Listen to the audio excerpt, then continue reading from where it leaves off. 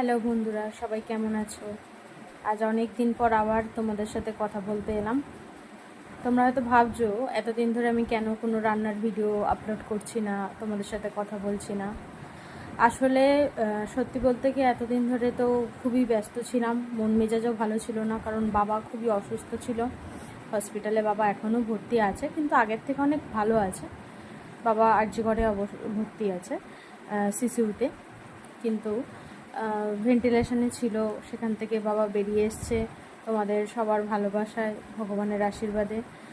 এখন বাবা স্টেবল আছে, একটু ভালো আছে, হয়তো কয়েকদিনের মধ্যে ছেড়ে দেবে। তো ভেবেছিলাম বাবা বাড়ি চলে আসার পরই তোমাদের সাথে কথা বলবো, একেবারে ভিডিও আপলোড করব। কিন্তু তোমরা সকলেই জানো ইতিমধ্যে গতকাল আরজি করে যে ঘটনাটা ঘটে গেছে, সেই কারণে আমি আজকে তোমাদের সাথে ভিডিওটা করছি।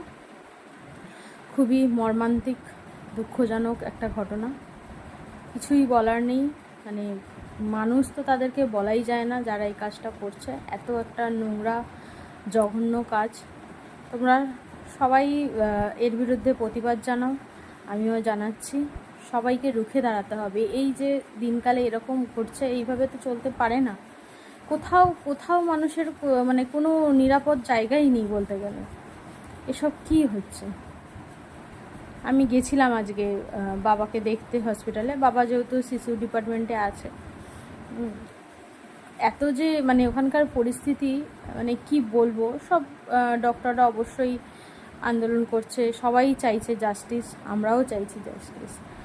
কিন্তু একজন ডক্টর এত মানে কষ্ট পেয়েছে, তার বাবা মাও, সেও, কিছু বলার নেই। আমি জাস্ট মানে আমি কি বলবো নিজেই বুঝতে পারছি না।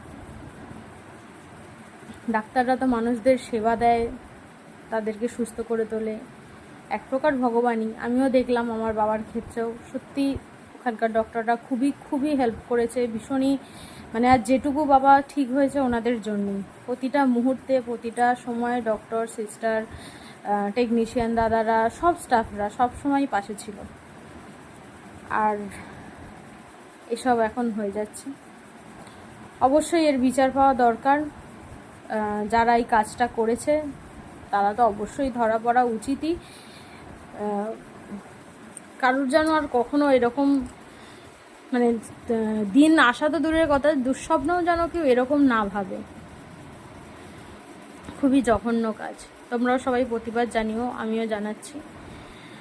আমি একটা ভিডিও আজকে ওদের ওখান থেকে করে এনেছি, আমি শেয়ার করব তোমাদের সাথে, তোমরা অবশ্যই দেখো। আর অবশ্যই আমার ভিডিওটা শেয়ার করো, যাতে সবাই আরও এই ঘটনাটার বিরুদ্ধে রুখে দাঁড়াতে পারে।